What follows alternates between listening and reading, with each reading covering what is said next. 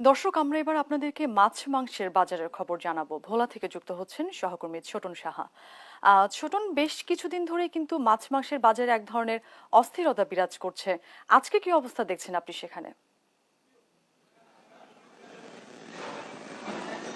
অরিন যেমনটি বলছিলেন ঠিক তেমনই অবস্থা, অর্থাৎ মাছ এবং মাংসের বাজারে কিন্তু অস্থিরতাই। কারণ আমরা আজকে দেখেছি যে দেশি মুরগি রয়েছে সেটি 600 টাকা কেজি দরে বিক্রি হচ্ছে, যেটি ঈদের আগে ছিল 350 টাকা। এবং একই সাথে বেড়েছে সোনালী মুরগির দাম। সোনালী মুরগি 300 টাকা বিক্রি হচ্ছে এবং ব্রয়লার মুরগি যেটি রয়েছে সেটি 160 টাকা দরে বিক্রি হচ্ছে। তবে মাছের বাজার বলা যায় আকাশচুম্বী, কারণ হচ্ছে ইলিশের যে দাম সেটি কেজি প্রতি বিক্রি হচ্ছে 2500 থেকে 3000 টাকা দরে। এবং যে অন্যান্য যে মাছ রয়েছে পুকুর এবং ঘেরের মাছ, বিশেষ করে রুই কাতাল মাছের দাম কিন্তু 500 টাকার উপরে। এবং একই সাথে চিংড়ি মাছের দামও কিন্তু বেড়েছে, সেটি প্রকার ভেদে বিক্রি হচ্ছে 1000 থেকে 1100 টাকা দরে। তবে গরুর মাংসের দাম কিছুটা স্থিতিশীল রয়েছে।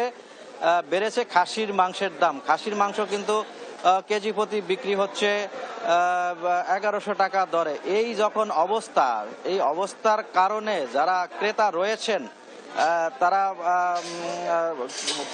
মাছ মাংস কিনতে এসে অনেকটা হতাশ প্রকাশ করছেন। তারা বলছিলেন যে এই দরদাম কিন্তু একই স্থানে থাকছে না, প্রতিদিনই কোনো না কোনো মাছের দাম বেড়ে চলছে। আমি যদি অরিন এই মুহূর্তে মাছের বাজারে একটু চিত্র দেখাতে চাই, তাহলে দেখতে পাচ্ছেন যে আসলে এখনো মাছের বাজার জমে ওঠেনি। অল্প কিছুক্ষণ পরে ক্রেতা এবং বিক্রেতাদের ভিড়ে কিন্তু এই মাছের বাজার সরগরম হয়ে উঠবে। এবং সাগরে যেহেতু এখন 65 দিনের ইলিশ ধরা নিষেধাজ্ঞা রয়েছে, সে কারণে বাজারে ইলিশের সরবরাহ নদীগুলোতেও কিন্তু আমরা জেনেছি যে আসলে এখন ইলিশের যে ভরা মৌসুম চলে, সেই ভরা মৌসুমে কিন্তু পর্যাপ্ত ইলিশ কিন্তু জেলেরা মাছ পাচ্ছেন না, যে কারণে বাজারে সরবরাহ কম। আর এই সরবরাহ কম থাকার কারণে ইলিশের দাম আকাশচুম্বী। এবং যারা ক্রেতা রয়েছেন তারা দাবি তুলেছেন জেলা প্রশাসনের মনিটরিং এর, কারণ জেলা প্রশাসন যদি নিয়মিত মনিটরিং করে সেক্ষেত্রে কিছুটা হলো নাগালের মধ্যে থাকবে মাছ মাংসের দাম। তো এ ছিল আমার কাছে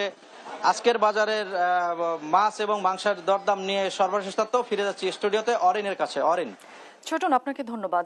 দর্শক, ভোলা থেকে মাছ মাংসের বাজারের খবর জানাচ্ছিলেন আমাদের সহকর্মী।